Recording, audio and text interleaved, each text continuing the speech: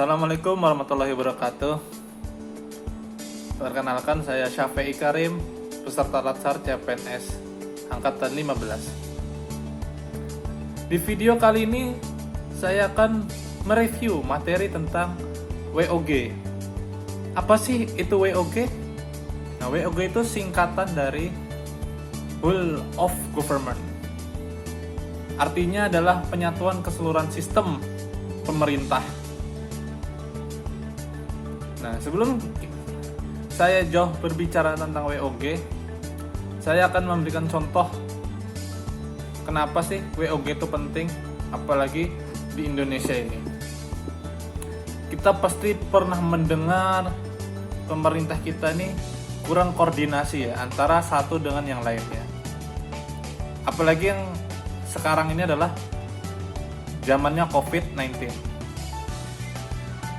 Kita pasti pernah nonton di berita yang Bu Risma ngomel-ngomel karena ambulan tidak jadi diberikan untuk Pemkot Surabaya. Dialihkan ke kota lain. Nah, ini ada kurang koordinasinya antara gubernur dengan wali kota. Itu salah satu contohnya.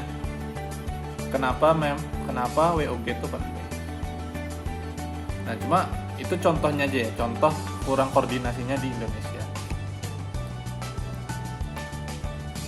Nah, apa sih itu WOG?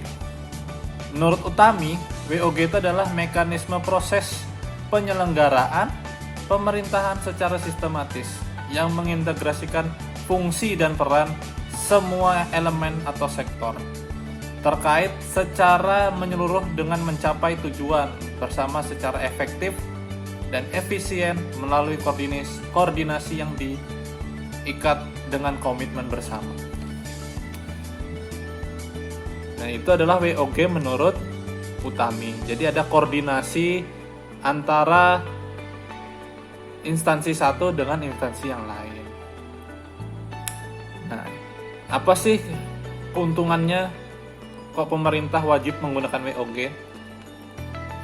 Nah, WOG ini manfaatnya banyak. Bisa menekan penggunaan dana sehingga pemborosan itu tidak terjadi lagi. Terus mengurangi duplikasi pekerjaan yang ada di setiap sektor. Pekerjaan menjadi lebih efisien. Serta sharing informasi itu lebih mudah.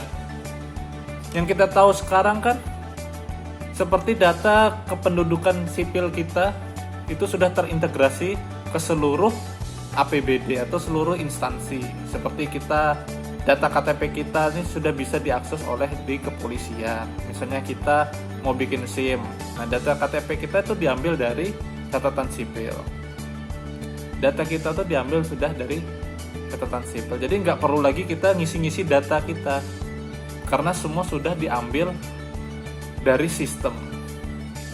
Nah, ini untungnya dari WOG tadi. Lebih mudah untuk sharing informasi. Nanti ada contohnya seperti di Kabupaten Banyuwangi. Yang dia menggunakan APBD-nya tuh seluruh instansi itu terhubung. Jadi pemerintah daerahnya itu mudah untuk memantau dana-dana yang digunakan oleh OPD, operasi perangkat dinas, di SKPD tersebut. Nah, ada landasan hukum yang mendukung pemerintah untuk melaksanakan WOG. Yang pertama itu adalah pembukaan Undang-Undang Dasar tahun 1945 pada alinea keempat. Terus yang kedua ada Undang-Undang Nomor 25 Tahun 2009 tentang Pelayanan Publik. Terus ada Undang-Undang Nomor 5 Tahun 2014 tentang Aparatur Sipil Negara. Terus di Undang-Undang Nomor 28 Tahun 99 tentang Penyelenggaraan Negara yang Bersih dan Bebas KKN. Terus Undang-Undang 23 Tahun 2014 tentang Pemerintah Daerah. Dan yang terakhir di Undang-Undang Nomor 30 Tahun 2014 tentang Administrasi Pemerintahan. Jadi ada 6 landasan hukum. Nah, di Indonesia sendiri penerapan WOG ini sudah hampir diterapkan oleh pemerintah provinsi dan juga pemerintah daerah. Rata-rata di kota-kota besar sudah menerapkannya. Nah, bisa kita lihat ada dengan adanya layanan terpadu layanan terpadu satu pintu yang untuk melayani kebutuhan publik. Nah, itu salah satu contoh dari penerapan WOG. Nah, yang sebagai contoh di Banyuwangi itu sudah menerapkan WOG dalam penyusunan APD dan APBD dan juga manajemen kinerja yang ada di Kabupaten Banyuwangi. Nah, kita tahu sendiri kan Banyuwangi itu adalah kabupaten yang memiliki sektor wisatanya itu terkenal seluruh dunia. Wisatawan asing itu selalu datang ke sana. Dan kan lokal pun juga banyak ya. Biasanya akhir-akhir tahun soalnya dia memiliki pantai yang bagus. Nah, dengan konsep WOG ini bisa memberikan pelayanan yang baik untuk warga sekitarnya, warga daerah dan juga wisatawan. Nah, untuk menerapkan WOG ini tidak mudah. Banyak pemerintah-pemerintah kita tuh hanya sebagai konsep. Mereka sudah merancang konsepnya seperti apa. Tetapi penerapannya belum, karena memang sangat sulit untuk menerapkannya. Banyak tantangan yang harus dihadapi. Nah, ada tantangan yang harus dihadapi untuk mengimplementasikan konsep ini. Yang pertama itu adalah kepemimpinan yang kuat. Jadi kepemimpinan itu dibutuhkan. Kepemimpinan yang dibutuhkan itu adalah kepemimpinan yang mampu menghancurkan sekat-sekat ego sektoral. Kita tahu kan setiap dinas pasti punya egonya masing-masing. Pasti sangat sulit untuk menyatukan setiap dinas. Pasti ada yang pro dan ada juga yang kontra. Makanya dibutuhkan kepemimpinan yang kuat. Terus struktur kelembagaan dan keuangan yang terpadu.